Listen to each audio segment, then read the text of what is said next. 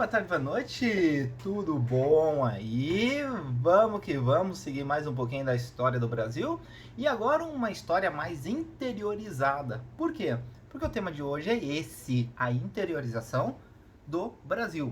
Até agora a gente viu que os portugueses, eles, como já diziam na época, andavam como caranguejos, ou seja, apenas pelo litoral, resolvem adentrar, resolvem ultrapassar as barreiras naturais e procurar melhores condições ou procurar novas tecnologias, mas em especial procurar ouro, metais preciosos. É lógico que nós vamos ter aqui três personagens que você tem que ficar muito atento a eles. Primeiro, o índio, o indígena, aquele que já ocupava o território. O segundo é o bandeirante, que é o do Focus agora a princípio desse vídeo, porque são eles que vão buscar esses indígenas com o objetivo de escravizar. E ao mesmo tempo o jesuíta, que também tinha o foco nesses indígenas, mas com uma intenção muito mais de catequização. É lógico que essa relação entre esses grupos vai gerar muito conflito, vai gerar muitos problemas, mas também vai gerar um crescimento e desenvolvimento do Brasil. Acompanhe aí para vocês verem como que foi aí o início da interiorização do Brasil. Falando então sobre a interiorização da colônia, vamos verificar até que ponto que os principais personagens participaram desse processo. Então, o primeiro grupo que a gente vai olhar aqui são os jesuítas. A gente tem que lembrar que logo depois que teve o Concílio de Trento, que foi aquele processo de reorganizar o mundo católico após as reformas protestantes, né, as reformas evangélicas, era necessário catequizar o mundo. E isso vai fazer com que sejam enviados para diversos cantos do planeta, no nosso caso aqui o Brasil, jesuítas, personagens com o objetivo de evangelizar, catequizar o mundo. Esses padres, eles vão vir com o objetivo de construir reduções, como é chamado no sul, ou aldeamentos, como é chamado na região sudeste e nordeste e norte também. No caso dos aldeamentos é diferente de uma aldeia. O aldeamento ele é uma formação dos padres para proteger, cuidar e catequizar os índios. A aldeia já é algo mais espontâneo, é algo dos próprios indígenas. E ali eles ensinavam os valores cristãos, eles cultivavam as lavouras, e é óbvio, aqueles que saíam para buscar os nativos era um prato cheio, porque os indígenas já estavam ali agrupadinhos. Então muitos vinham e atacavam esses aldeamentos. No caso, é muito interessante que no caso dos jesuítas, eram eles que aprendiam a linguagem dos nativos e acabavam usando de uma pedagogia muito ligada à música e ao teatro para poder ensinar a fé cristã. Óbvio que eles tiveram muitos problemas, principalmente ligados aos rituais de politeísmo, porque os indígenas acreditavam em vários deuses, e a mesma poligamia, já que era comum o relacionamento entre homens e mulheres sem um processo de casamento, o que era contrário à fé católica aí. Esses padres eles vão acabar fundando as primeiras instituições de ensino. É lógico que é um ensino muito mais focado aí no aprendizado religioso, mas acabaram tendo uma função muito importante nesse sentido. Se destacam aí Padre José de Anchieta, Padre Antônio Vieira, Padre Manuel da Nóbrega, que inclusive vai fundar aí São Paulo junto com o Padre José de Anchieta. O Padre Antônio Vieira ele está muito mais ligado à região Nordeste. Porém, como eles tinham o objetivo de catequizar os indígenas e assim agrupá-los, a gente pode considerar que os grandes inimigos deles eram os bandeirantes. Vamos ver quem são esses bandeirantes então. Para a gente observar, a gente tem que entender um pouquinho de que forma que o bandeirante ele era visto e é visto até hoje no Brasil. Olha esse monumento em São Paulo, denominado Desbravadores do Brasil, né? Uma homenagem aos bandeirantes. Olha essa pintura de Benedito Calixto, onde mostra o bandeirante todo bem vestido, todo austero, ou seja, né, todo imponente, mas não era bem assim que a gente e que muitas pessoas olham os bandeirantes. Veja esse mesmo monumento, o que aconteceu há alguns anos atrás. Esse monumento foi pichado, denominados de assassinos. Essa escultura de Victor Brecheret acabou sofrendo esse vandalismo, mas quando a gente observa algumas partes do que foi escrito, a gente se questiona por quê? Bem, a primeira coisa que a gente tem que entender é que o bandeirante ele pode ser visto de dois lados. Primeiro, que as pinturas foram feitas geralmente exaltando muito a imagem do bandeirante, em especial o paulista, que se considera como fruto desse movimento bandeirante. É óbvio que um bandeirante, quando saía para suas missões, quando ele saía para os diversos cantos, eles não saíam vestidos daquelas formas. Esse bandeirante a gente pode observar como aqueles que expandiram o território brasileiro. Se hoje o Brasil é um país continental, deve muito a esses bandeirantes que desbravaram outras terras. A grande questão que a gente tem que entender é que a gente não pode olhar o movimento bandeirante apenas como um processo de desbravamento territorial. Eles faziam isso porque buscavam algo. Eles buscavam índios, como a gente pode observar nessas imagens, procuravam ouro, procuravam mais contatos com drogas do sertão, que são produtos mais típicos do Nordeste e do Norte, mas no interior do Brasil. No caso, a grande pergunta era, para quê? Por que que os bandeirantes, esses grupos que geralmente saíam com suas bandeiras, eles desbravavam os sertões? É lógico que a gente tem que entender aqui que ultrapassar as terras do mar não era fácil, em especial aqui na região sudeste. Isso impossibilitou muito o desenvolvimento da agricultura nesse local. Portanto, ir para outros locais significava também uma expansão econômica. Se a gente for parar para pensar aqui, quando a gente olha a própria produção da cana-de-açúcar, nós vamos perceber que ela se localiza muito no Nordeste e pouco na região Sudeste. Além disso, a gente tem também que compreender que a busca e o aprisionamento dos indígenas, que se deu principalmente nesse local, era algo muito lucrativo.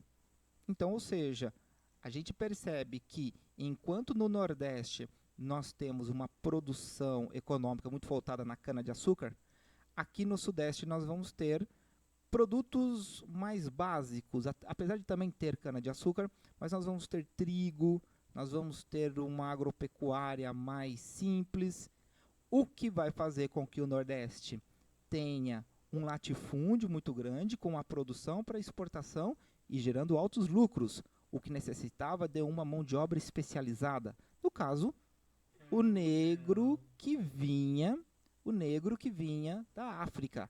Já aqui no Sudeste nós vamos ter o minifúndio, nós vamos ter locais mais distantes inclusive da própria Europa, e baixos lucros. Baixos lucros, minifúndios mais distantes, eu preciso do quê? De uma mão de obra mais barata. E quem é que vai ser chamado e quem vai ser buscado e capturado aí? Os nativos, os indígenas.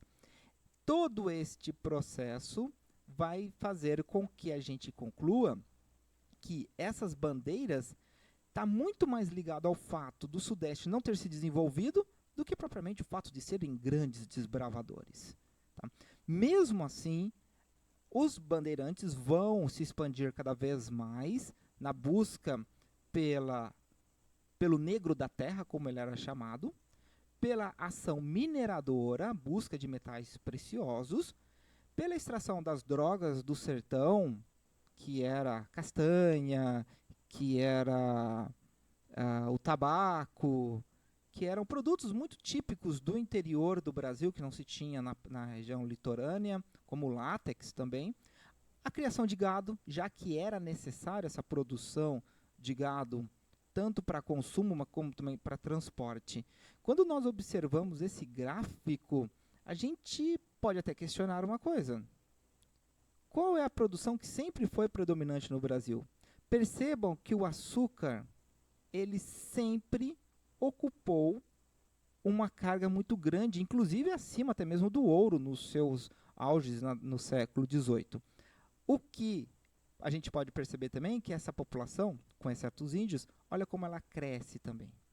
Essa expansão para o interior do Brasil, ela estava muito ligada, em especial, à cidade de São Paulo, na época, São Paulo de Piratininga, onde que os bandeirantes, faziam as entradas, que era geralmente com o apoio do governo para explorar o território, e também pelas bandeiras, daí o termo bandeirante. Os bandeirantes eram uma maioria, porque eles não tinham financiamento do governo, eram ações mais particulares, no máximo financiada por fazendeiros, que queriam, obviamente, os escravos indígenas, além de abafar revoltas e procurar os metais preciosos. Quando nós olhamos esses gráficos aqui, a gente pode perceber que, até então, o Brasil era apenas essa parte. Aqui o Tratado de Tordesilhas, ele vai fazer com que, de São Paulo, os bandeirantes avançassem para lugares diferentes. Esses aqui os principais bandeirantes. Isso vai fazer com que a cidade de São Paulo, de Piratininga, se tornasse um grande centro, tanto pelo transporte que faziam por rios, como também de saída por terra para os diversos territórios. É interessante que quando a gente percebe muitas rodovias que nós temos hoje, tem nome de antigos bandeirantes. Esses bandeirantes, quando focado apenas no processo de desbravamento territorial, eles acabam sendo vistos como o quê? Como grandes heróis, um símbolo em especial dos paulistas. A gente consegue perceber aí o quanto que a história ela pode ser vista por ângulos diferentes. Os bandeirantes vistos como grandes heróis que expandiram o território brasileiro, mas também grandes assassinos que aprisionaram os indígenas. O mesmo pode ser dito também pelos padres jesuítas, que chegaram aqui com a intenção de proteger e catequizar, porém fizeram todo um processo de desconstrução e destruição da cultura deles. Mas a história vai mudar um pouquinho agora. Por quê? Porque as ameaças vêm de fora. As ameaças não pararam lá nos franceses na Baía de Guanabara. Holandeses se interessaram muito pelas terras brasileiras. Mas vai acontecer uma coisa interessante. O Brasil vai cair na mão dos espanhóis. Como assim? A Espanha vai invadir o Brasil? Não. A Espanha vai ocupar Portugal. E aí a gente tem que entender um dos temas mais importantes, que é a União Ibérica. Acompanha aí que você vai entender melhor. União Ibérica e invasões holandesas. Vamos começar aqui pela União Ibérica para vocês entenderem. Quando a gente fala de Ibérica, a gente está falando de dois países específicos que são Portugal e Espanha. Para a gente entender isso, a gente tem que entender um pouquinho o que estava acontecendo em Portugal. Nós estávamos na dinastia dos Avis, a família dos Avis, e a gente vai perceber que ela vai ter um fim. Por quê? Vamos entender um pouquinho melhor. Nós vamos ter Dom João III, que é o primeiro a começar a organizar a colonização do Brasil, e ele era casado com Maria de Aragão e Castela, ou seja, Aragão e Castela era Espanha antigamente. E eles tiveram 10 filhos e todos morreram ainda jovens. Podemos dizer que o único que sobreviveu teve um filho. Que era o Dom Sebastião, neto do Dom João III. Esse menino acabou sendo criado como alguém divino, porque ele foi o único que sobreviveu de todos os filhos entre eles. E ele teria aquele que iria restaurar as grandes épocas, os grandes momentos das navegações portuguesas. Então ele foi criado como uma espécie de enviado de Deus, Dom Sebastião. Bem, porém Dom Sebastião teve uma visão, logo aos seus 20 anos, que Deus estaria convocando ele. Jesus teria vindo pessoalmente, dizendo que ele teria que expulsar os muçulmanos da África. Ele tanto acredita nisso, vai para a África, na batalha de Alcácer Quibá, ele simplesmente some. Não se sabe o que aconteceu, na verdade, com ele. Se ele foi preso, se ele morreu, o que se sabe é que ele nunca mais apareceu. Isso deu até uma lenda do sebastianismo, dizendo que um dia ele iria retornar. Acontece, gente, que ele era muito jovem, como eu disse, e ele não tinha nem se casado. O que significa que o trono, perante isso, começou a correr sério risco. Por quê? Porque ele não perdia somente o trono, ele poderia também, Portugal poderia perder também a independência. Nesse caso, quem vai ficar no trono era o tio dele, Dom Henrique. Só que tem um detalhe, ele era padre. Ele não poderia se casar e já era de idade. A grande questão é que quando Dom Henrique morre, vem a pergunta: quem vai suceder o trono? Quem vai ficar no lugar? Vamos olhar os parentes. Quando olham os parentes, lembra-se de um ditado que até hoje se diz em Portugal: de Espanha nem bom vento, nem bom casamento. Por que diz isso, gente? Porque depois de muitas disputas, apareceu Dom Antônio, que era um parente distante, mais distante ainda, chegaram a surgir vários Sebastiãos dizendo que estava voltando. Todos foram mortos lá porque se passaram por impostor. Mesmo verificando, o parente mais próximo até mesmo do que esse Dom Antônio, era esse nobre aqui, Dom Felipe II. Ok, tudo bem, se não fosse por um pequeno detalhe. Este camarada nada mais era também que rei da Espanha. Como ele era o rei da Espanha, Portugal está nas mãos dos espanhóis. Porque ele vai ser rei tanto de Espanha como rei de Portugal. Ele era filho e neto dos reis portugueses. O que vai fazer com que a burguesia, vendo que a Espanha estava enriquecendo muito mais, acaba apoiando esse ato. E o próprio clero, que não queria ver duas nações católicas, né, brigando. Então eles concordam e apoiam. Com isso, gente, com a união de Portugal e Espanha, Portugal não vai herdar tanto as riquezas, mas vai herdar muitos inimigos dos espanhóis. Mesmo porque os espanhóis eles tinham um território que se chamava o Império onde o sol jamais se punha. Por que o sol jamais se punha? Olha o tamanho do território aqui. O que é vermelho é espanhol e o que é verdinho é português. Está espalhado pelo mundo inteiro. Quando o sol está se pondo aqui, está nascendo aqui. E vice-versa. Ou seja, até mesmo a região das Filipinas se chamava assim, por quê? Porque era terras de Filipe. Aqui, quando nós olhamos na própria Europa, territórios que pertenciam à Espanha vão começar a se tornar independentes, em especial a Holanda, que vai pegar muita raiva e não vai ter relações com a Espanha. Mas dá uma olhadinha aqui. Lembra do Tratado de Tordesilhas? Bem, se agora Portugal e Espanha um só, não faz sentido. Então, uma das principais consequências que nós temos aqui da União Ibérica é o fim do Tratado de Tordesilhas. Ele não existe mais. Mas, como eu disse para vocês, a Holanda também não estava muito interessada nas relações com a Espanha. E o que ela vai fazer? Vai começar a invadir alguns territórios. Em 1580, quando se dá lá a União Ibérica, a Holanda até tinha amizade com Portugal. Mas, como agora o Brasil está aliado à Espanha, ela se torna uma rival.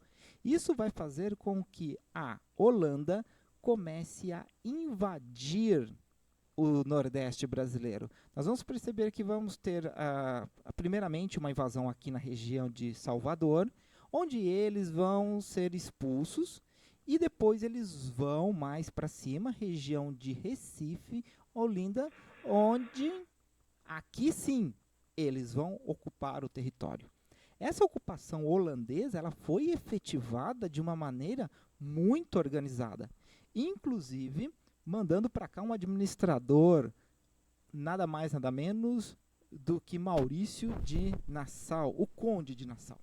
Ele foi responsável por uma enorme transformação, principalmente em Recife, Pernambuco e a região de Olinda, como reconstruir a economia açucareira, que estava tendo problemas com as concorrências em outros lugares, reconstrução de engenhos, a apoio para contratar escravos, né, para comprar escravos, emprestava dinheiro para os nobres locais.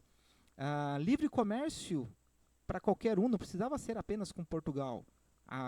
Os holandeses abriram esse comércio para outros locais. Garantiu mão de obra, como eu havia dito.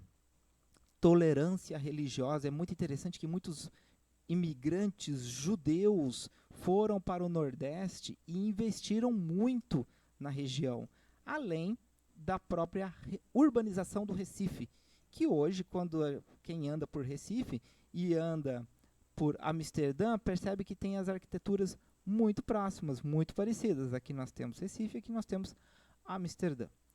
Bem, mesmo com tudo isso, passado aí cerca de 60 anos, nós vamos ter um processo de restauração portuguesa. Ou seja, Portugal vai fazer muitas lutas e como a Espanha estava muito ocupada em vários locais por conta de guerras, a família dos Braganças tomam o poder, conseguem apoio dos nobres portugueses, que não estavam tendo vantagens nenhuma, e acabam coroando Dom João IV, o rei de Portugal. É lógico que isso gerou guerras, isso gerou muitos conflitos. Fato esse que arruinou a economia portuguesa, que mais do que nunca se viu na dependência da Inglaterra, que já estava se desenvolvendo aí já, para conseguir se reestruturar. Isso é muito interessante, que vai fazer com que sejam feitos acordos e tratados com os ingleses, em que nunca mais Portugal vai deixar a Inglaterra, ainda mais por conta das suas dívidas. Bem, uma vez que Portugal consegue a sua restauração, que Portugal consegue a sua independência outra vez, tinha um problema com a Holanda, porque a Holanda continuava no Nordeste. Foi aí que mesmo com o fim da União Ibérica, com Dom João tomando o poder lá, os holandeses até assinam uma trégua. Essa trégua durou cerca de 10 anos. E até os holandeses se comprometeram a sair do Brasil, assim que eles recuperassem os investimentos. A grande questão que a gente tem que entender é que, como os holandeses estavam em guerra, era necessário recuperar os lucros. E isso significava cobrar dívidas dos senhores de engenhos. O próprio Maurício de Nassau não concordava com essa cobrança das dívidas. Queria aproveitar do lucro que poderia tirar do comércio. Bem, como Nassau não concordava, ele foi demitido e começou uma cobrança muito forte dos senhores de engenho. É óbvio, isso vai levar a uma insurreição, a uma guerra no Nordeste.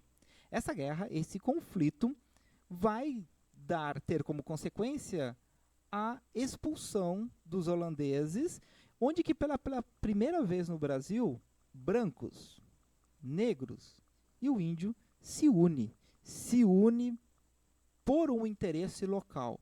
Até hoje, a Batalha dos Guararapes, que foi em 1648, em que expulsou os holandeses da região, é tido como o Dia do Exército, dia 19 de abril, porque teria sido a primeira vez que os brasileiros se organizaram por uma causa nacional. Bem, mesmo tendo em vista que os portugueses estavam, na verdade os brasileiros estavam lutando contra os holandeses, Portugal não tinha interesse de ir contra a Holanda, tendo em vista que a Holanda era uma grande potência comercial. Então eles fizeram um acordo, assinaram uma paz, chamada de Paz de Haia. O que dizia nessa paz? Que os holandeses iriam ser indenizados, ou seja, iriam receber uma recompensa, 63 toneladas de ouro, pelos investimentos que eles fizeram na região. E que isso seria pago com o quê? Com impostos que os portugueses vão cobrar dos produtores da região de Olinda e Recife. É muito interessante que os judeus que tanto estavam investindo no local acabaram sendo expulsos também, e levaram esse investimento para outros locais. Um deles foi Nova York.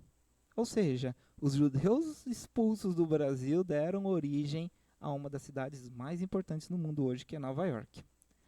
E, aos poucos, boa parte da produção de cana, como os holandeses foram expulsos, eles acabaram levando para outros lugares, em especial a região das Antilhas, aqui no Caribe, olha, Cuba, temos os Estados Unidos aqui, México, nessa região. E esse açúcar vai fazer forte concorrência com o Brasil. E o Brasil vai entrar numa certa decadência econômica, só se recuperando a partir do século XVIII, com a descoberta do ouro na região das Minas Gerais. Tá aí, gente. Concluindo, vocês viram que a luta pelo território do Brasil é uma luta bem antiga, né? Começou com os franceses, aí com os holandeses, problemas em Portugal, que nunca mais vai colocar Portugal naquela potência que foi lá no século XVI, por conta da União Ibérica, e que teve como consequência uma mudança muito drástica até na geografia do Brasil, né? Que o Tratado de Tordesilhas ele vai deixar de existir, eles vão ter que fazer acordos mais para frente aí, mais específico o Tratado de Madrid, que vai dar um contorno para o Brasil bem parecido do que é hoje. Mas o importante é você ter destacado isso. A Holanda no nosso território e o Brasil como uma nação que começa a se organizar cada vez mais e, óbvio, pelos interesses dos portugueses. É aí, gente. Tchau, tchau. Até a próxima.